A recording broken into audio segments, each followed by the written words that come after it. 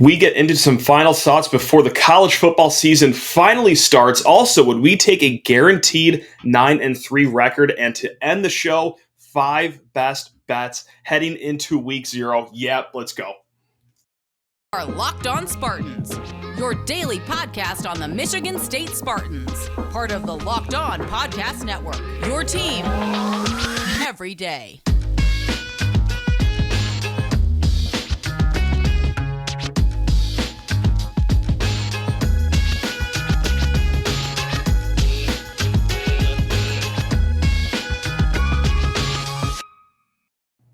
Ladies, gentlemen, it is almost here. I can smell it. Yes, week 0 of college football. And okay, of course, Michigan State does not play, but that's not going to stop us from talking about the offseason, everything that's happened.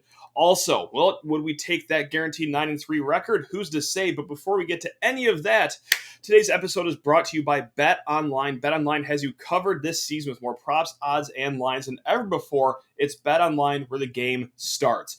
And we will also be talking Bet Online at the third segment of today's show because just like we did last year and the year before that, and I think the year before that as well, every Friday episode, 5 best bets heading your way. So let's try to win some money, shall we? Yeah, let's get nuts. But a lot to talk about before that. However, you guys know what's coming next. It's some housekeeping. Please rate, review, subscribe to the podcast, the YouTube channel. Comment below if you're watching on YouTube with any questions, comments that you may have. Or if email is your preferred method of communication, lockedonspartans@gmail.com is the place to hit us up. All right, this is going to be something we'll do every single week this season, is that the Friday shows will be called Final Thoughts heading into Michigan State versus Western, Michigan State versus Minnesota, Michigan State versus Wisconsin. You get the point. Every Friday, it's going to be my final thoughts. Sometimes we'll have a guest on, but we're going to go over some stats, what we want to see, any other big storylines, really. Just, our final thoughts before our Spartans kick off. Now, hey, just like I said, and just like you already know, week 0, we're going to see a handful of football teams play. Michigan State is not one of those football teams this weekend, but what a great way to just recap the whole offseason, understand where we are, and really how solid of an offseason it's been for Michigan State. Because, look, it really has been a pretty good offseason here in East Lansing. Okay, let's just take care of the important stuff. You had no scandals. You had no head coaching departures. You had no coaches interviewing for the NFL and then not getting an offer from the NFL team and then having to crawl back to campus and trying to convince everyone that, oh no, I wanted to be here the whole time. This is a big misunderstanding. No, I didn't just spend a day or two with an NFL organization trying to leave town. And speaking of leave town, where are all of my coordinators going? Nothing silly like that. You had no players like publicly putting themselves in an NIL bidding war in the offseason to see where they are going to be playing their next season. No. All that Michigan State had really was Ferraris on the field, some NFTs being sold, and look, the football megaplex that's still being constructed on campus. But let's talk about the actual important things that are going to be meaningful in games, well, in 7 days from now. Hey, once again, the transfer portal season went pretty well for Mel Tucker and company. Look, the first sentence I'm going to say about this is brutally honest, but we're here to have honest dialogue, and that's the fact that you really lost no one in the transfer portal that was of consequence. Yeah, that's a little mean to say about college-age kids trying to play their best football they possibly can, but Michigan State really isn't going to miss a lot of the players, if any of them, that said goodbye from the program in the offseason. Now, on the contrary, we did another nice job here in the transfer portal, so shout out to Mel Tucker, shout out to the whole staff, because you have some day one starters, guys that are going to be having an impact on the field right off the bat. We're talking defensive end Chris Bogle. Yes, Michigan State lost 2 solid defensive ends in Drew Beasley and Jacob Panashuk. You shore that up by getting a former top 80 recruit in Chris Bogle from Florida, a guy that's got a great frame and also paired up with some solid coaching, which we will get to in a little bit. But yes, that is a dynamic player off the edge that you found in the transfer portal. Oh, and speaking of dynamic front 7 players, Linebacker Jacoby Windmon, one of the top 15 linebackers in the transfer portal, one of the best linebackers, most athletic linebackers in the whole country last year for UNLV. And then also Aaron Brule, picking him out of SEC country, the Mississippi State transfer, may very well be a day one starter for Michigan State. Look, even if he doesn't start, he's going to have a significant role on this team, and he is helping to make Michigan State's linebacker room one of the best in the whole conference. Also, the secondary could use a little bit of help. How about some help in Amir Speed, the Georgia transfer? Yes, the same Georgia that won the national title last year, but look, Amir Speed, long, rangy kid, solid cornerback. That's going to help the secondary a little bit. Offensive line depth is going to be an issue this year, but you help that with Washington State transfer Brian Green, who has 5 years of experience as he comes into Michigan State. You have tight end Daniel Barker, who is going to be a solid weapon for Michigan State this season. I have high hopes for him. I think the world of this kid. And last but not least, you talk about a position of need. Well, how about in the offseason, after you lose Kenneth Walker III, you get running backs Jarrett Broussard, who was the 2020 Pac-12 Offensive Player of the Year. Okay, not bad. And then Jalen Berger, a former four-start commit. He comes in from Wisconsin. So you have your 1A and your 1B running backs right there to help patch up a massive hole that Kenneth Walker will leave. But hey, could have done a lot worse than getting Jarrett Broussard and Jalen Berger. So you're feeling great once again how MSU did in the transfer portal.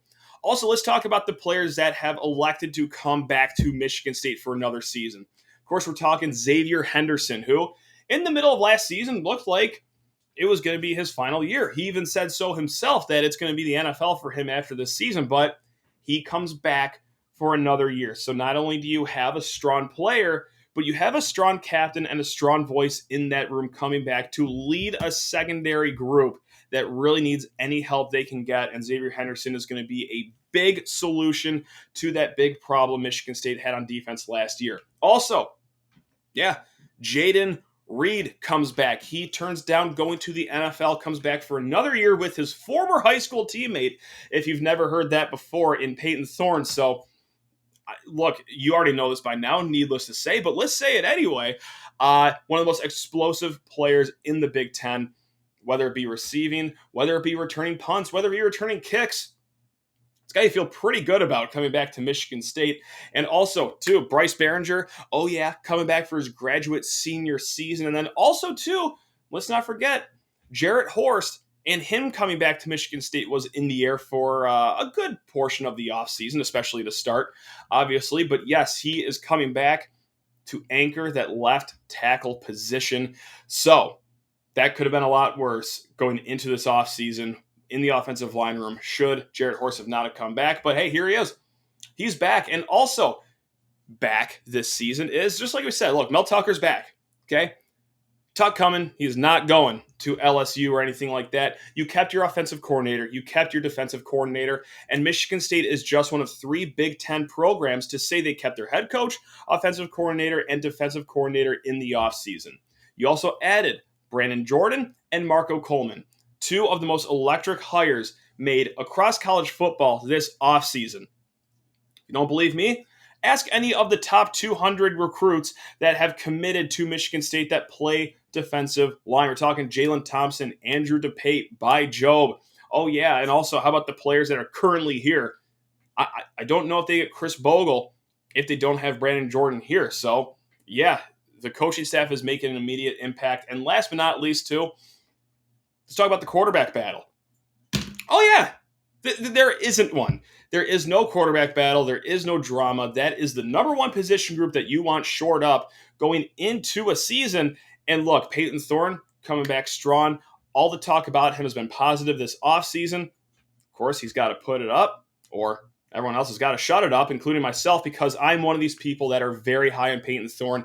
Thought he had a solid year last year, and he checks every single box of the cliches of a coach's son, which is what he is. Obviously, we're facing Peyton Thorne's dad, who's the offensive coordinator at Western coming up. But look, Peyton Thorne, student of the game, mentally strong, physically strong, works his you-know-what off around the clock, around the calendar. So, yeah, no quarterback battle going into the season, which is great. And also, too, I got to say, this actually isn't a unique situation for Big Ten teams because I counted 9 Big Ten teams are returning their starting quarterback, which I feel like is pretty rare. And it's also 10 if you count whatever's going on in Michigan as returning their starting quarterbacks. I guess you can. So, yeah, we'll call it 10 Big Ten teams are with us. But still, it's nice to be one of those 10. So there you have it. One of the final thoughts going into the first game of the college football season is when you look around at everyone else's offseason, Michigan State didn't do too bad. They probably had one of the better off seasons that you can find in college football. So we are rocking and rolling here. We are going to get to a listener question here in a hot second, but I just have to talk your ear off about betonline.net. Woo! We will be hearing some lines from betonline.net here in the third segment as we present our 5 best bets.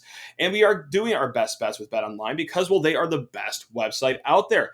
BetOnline.net is the fastest and easiest way to check in on all your betting needs. Find all your favorite sports and events at the #1 online source for your odds, lines, and games. Find reviews and news of every league, including Major League Baseball, NFL, NBA, NHL, combat sports, golf, and, well, yeah, your college football season. BetOnline continues to be the top online resource for all your sports wagering information from live in-game betting, scores, and podcasts. Point blank, they got you covered top to bottom. So head to their website today, use your mobile device, learn more about the trends and actions happening today. That is at BetOnline, where the game starts. And before we kick off this second segment here, hey, thank you very much for making Locked On Spartans your first listen every single day. The Ultimate College Football Preview is here. It's a 7-episode preview with college experts, local team experts, and the Odyssey College Football Insiders. It's everything you need to be ready for the college football season, all in one spot. Search for the Ultimate College Football Preview on your Odyssey app, YouTube, or wherever you find folks get your podcasts. All right. LockedOnSpartans@gmail.com is the place to find us. Of course, if you want to reach out on Twitter, Sheehan_sports as well. And through email, Logan reached out with a fantastic question. If you could right now lock in a 9-3 season for Michigan State with a nice bowl appearance, save some momentum heading into next year in recruiting, would you? Or would you roll the dice? And then Logan goes on to write, me, I think I personally would. 8-4, I would roll the dice. But for this season, 9-3 doesn't seem like a step back, especially if you want to see improvement in areas like the backfield. But this would also be the last season where I would say 9 wins is okay. Got this email 2 days ago, and I have been wrestling with this question for all 48 of those hours because I can be swayed either way. So let's talk about it. Let's see if we can find an answer here after I'm done rambling through why you should take 9-3 versus why we should roll that dice, baby. That's right. Let's gamble a little bit. So let's start off with, okay, why you would take 9-3. Okay, I'll get the obvious one out of the way. If you're a betting man, a betting gal, if you took over 7.5 wins, okay, yeah, you just want to cash an easy bet, fine. That's the easy reason why you take 9-3. But also, too, it depends who that 9th win is against, or who those 9 wins are against. Like, is a win against Michigan in that mix? Okay, that might be enticing just to pause and say, okay, I'll take 9-3. Is a win against Ohio State part of those 9 wins? Okay, well, I'd probably say yes, but let's just take it at face value. 9-3, random 9 wins against the whole slate. Why you should take 9-3. Personally, I love the where Logan writes momentum heading into recruiting because, look, this is still year 3 of a rebuild, and recruiting is paramount in any rebuild, especially obviously one at Michigan State, and Mel Tucker knows this. That's why he's going all in on recruiting, bringing in the top talent, even if that means a lot of swings and misses. Recruiting is the lifeblood of college sports, college football especially. So right there, I do like the momentum in recruiting part. That did not slide by me right there at all. And also, 9-3 is a solid season for year 3 of a rebuild. Now we can debate whether this is still a rebuild or not, but when Mel Tucker takes over, okay, really not great vibes around the football building. Recruiting is kind of stalled out for quite some time. You're middling around 500. Your first year, you only win 2 games in that weird COVID season. So yes, I would consider it a rebuild, but if you're of the different ilk, well, we will also get to you in a little bit here, because there are two schools of thought. And really, I can't say that either side is wrong. I'm willing to hear both sides of the fence here. And side one is, look, if you told me during the 2020 season, that COVID season, that in 2 years that you would be 9-3 and going to the Outback Bowl, or what is now called the Raylia Quest Bowl, would you take it? Okay, imagine. You're watching the Indiana game. Michigan State's not scoring. They're not moving the ball. You've already had some bad losses that year. Someone tapped you on the shoulder and said, hey, in 2 seasons, 9-3, New Year's Day bowl game, Citrus Bowl, Outback Bowl, you're 100% absolutely, positively taking it. Okay, but here's side two. Maybe this whole rebuilding process has been sped up. Maybe Mel has fast-tracked this with the transfer portal. You have solid returners from last year's team, and really maybe you shouldn't look at this like it is still a rebuilding process. I think that's a big debate going on within the fan base is this still a rebuild, or did Mel just crush any status quo of how long a rebuild takes? Look, for sake of conversation, I think that this is the last year you can say this is a rebuild because, well, building recruiting from the ground up like he had to takes 3 years normally, so that's why I still use the word rebuild. But if you want to say you're stupid, you're an idiot, the rebuild's over, we just won 11 games, okay. I'm not going to sit here and argue you because that's very, very valid. So in my opinion, yeah, it's still a rebuild, but look, the roof is almost on the entire thing of the rebuild. This is the final year you could say this is a rebuild. So yes, 9-3. I think this is the last year you would just take that and possibly run. Now, why would you not take 9-3? Why would you roll the dice here? Because I can be easily swayed to this opinion right here. And it starts with, okay, who you have coming back. You have Peyton Thorne and Jaden Reed. They're coming back. And, also, well, this is their last season together on campus. That is a dynamic connection, one of the best in the Big Ten. So you want to squeeze as much juice out of that orange as possible before Jaden Reed goes off to the NFL. And then especially maybe if Peyton Thorne goes to the NFL as well. I suspect that will happen, but of course we got 12, 13, hey, maybe even 14 games. Let's call it 15 games potentially to figure out if he's going to be an NFL quarterback. Also, let's go to the other side of the ball here. The front seven is nasty. I think the front seven is in the upper third squarely of the conference. And look, we're talking the defensive linemen like Simeon Barrow, Jacob Slate, the defensive ends, and look who's behind that defensive line. It's Darius Snow, it's Cal Halliday, Jacoby Windmon, Aaron Brule. Ben Van Sumeren has apparently been lighting it up in spring ball. So, look, you feel incredible about who you have in that front seven. So why are we still talking rebuild? I mean, and it's also a favorable schedule for Michigan State, too. It's not perfect. No, it's not completely cotton candy soft like Michigan's is, or Ohio State, where they're playing 8 home games and their first road game is on October 8th, but still, overall, this is a favorable schedule where maybe you think you can get more than 9 wins. The non-conference is fine, okay? Western Michigan, Akron, 2 MAC teams. And then you go on the road, which is always difficult, but you could do a lot worse than facing a Washington team that didn't get a single vote in the AP Top 25 poll to start the year with a new quarterback, a new coach, all the fun that comes with that. Also, you get home against Minnesota. The Ohio State game is at home. That helps a little bit. Wisconsin is at home. And your third crossover game after the Minnesota crossover, the Wisconsin crossover, which are both at home, your only road crossover game is Illinois. Okay, you could have done a lot worse than that. You could have gone to Lincoln to play Nebraska. You could have gone down to Kinnick Stadium to play Iowa. You could have gone back to Ross-Ade Stadium to walk back into the House of Horrors that is West Lafayette and play Purdue. But obviously you did that last year. You're not going to do that 2 years in a row. Overall, pretty sound schedule for Michigan State. So you look at that. You look at everyone coming back. You look at the transfer portal season again, how well Mel did in that one more time. Hey, you know what? I think I just talked myself into it. I'm rolling the dice. I will not take your 9-3 season. Let's see if we can push 10-2. Let's see if you can get to 11 wins again. So, yeah, let's go dice rolling, baby. There we go. Love that question. Again, lockedonspartans@gmail.com. BetOnline.com is the place to find us. We will be riding off into the sunset of this week here with 5 best bets. But first, we just got to pay a few bills, so we'll pause for that right now. It is the most wonderful time of the year. Look, I just love all things sports betting, if we're going to be honest about it, responsibly. I like all things responsibly sports betting.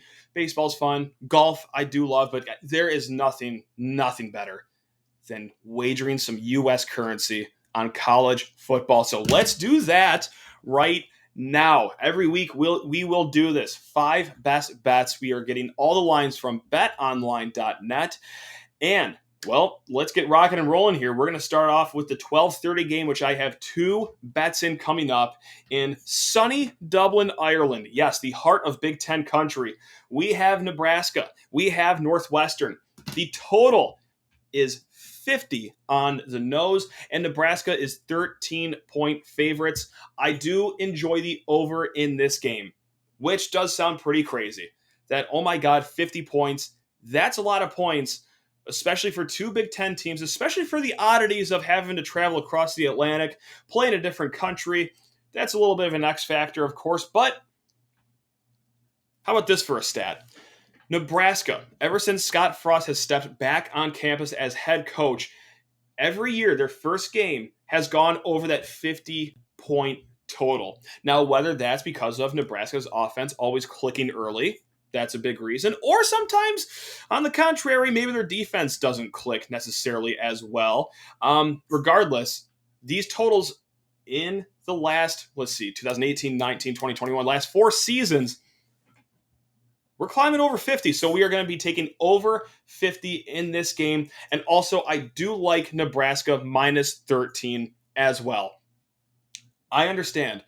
They got a new quarterback, some new transfer receivers, a new offensive coordinator. You got to hope that all those groups get chemistry early on. But what a favorable team to do it against in Northwestern. Also, hey, State fans, let's remember where we are right now. Things were good in the past, the Rose Bowl season, but let's remember what happened before that Rose Bowl year. The 2012 season, where they had, 4 games come within single digits that they lost. Nebraska is coming off a season just like that last year.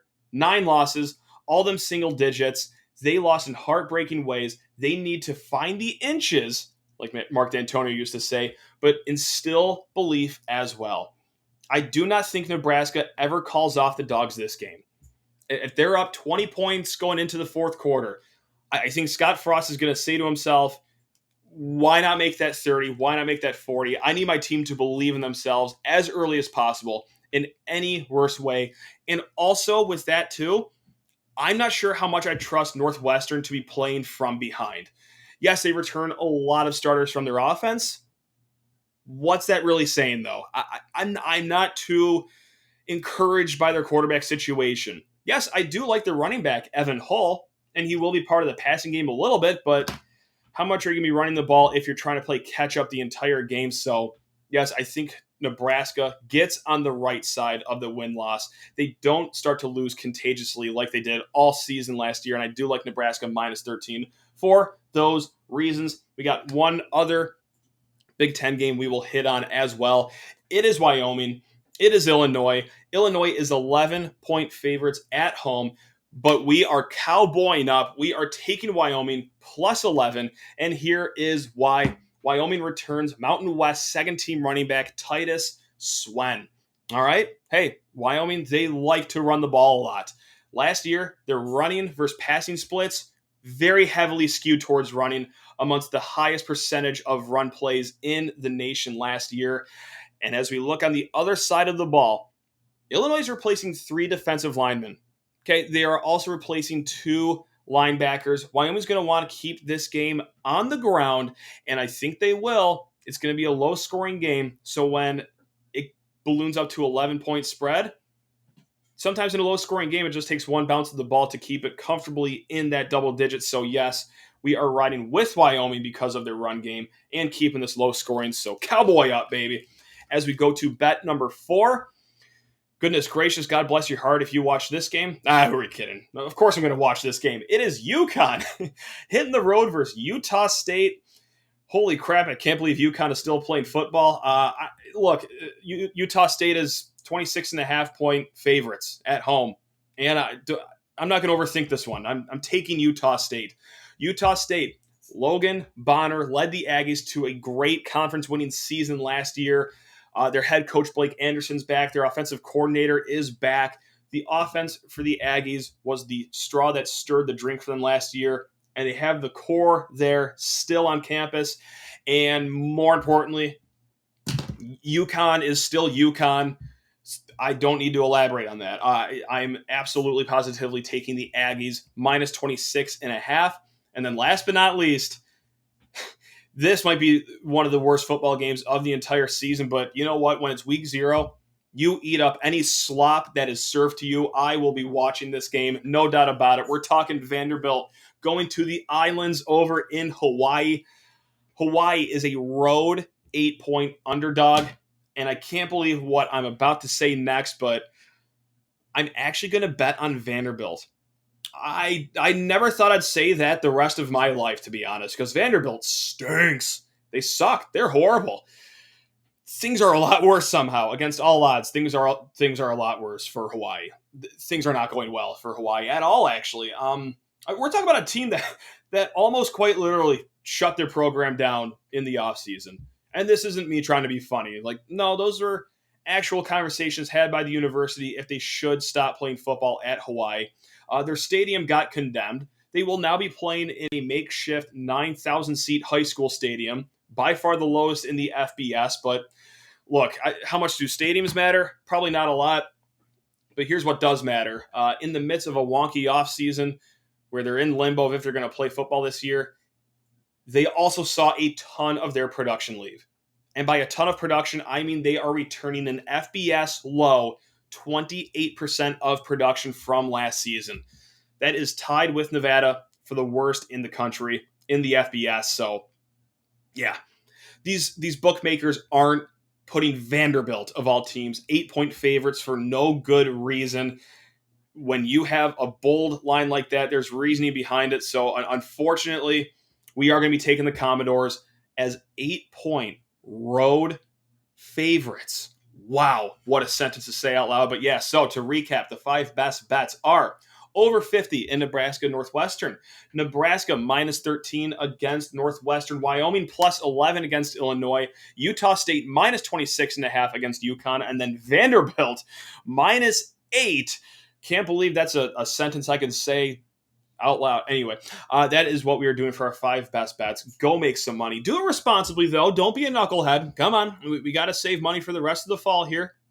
Okay? Let's not be ridiculous about it. But if you're going to do it, do so at betonline.net. All right, gang. What a hoot and a half this was. We also start the week with the hoot and a half. Barring any breaking news, we have 2/3 of the Can't Read, Can't Write podcast joining us on Monday. Really fun show. It's group therapy. We all talk about what is stressing us out about the upcoming season, but it's not just one big Eeyore cloud where we just mope and be sad. No. That's the beautiful thing about group therapy. We help each other see the light with all of our problems, from the offensive line to the secondary to Jaden Reed's ankles. We talk ourselves out of whatever hole we are mentally in. So what a way to kick off next week. You already know we're going to be here 5 days a week coming up as we lead up to kickoff on Friday. Woo! That's fun to say, isn't it? All right, gang. But until then, love you all. Go green.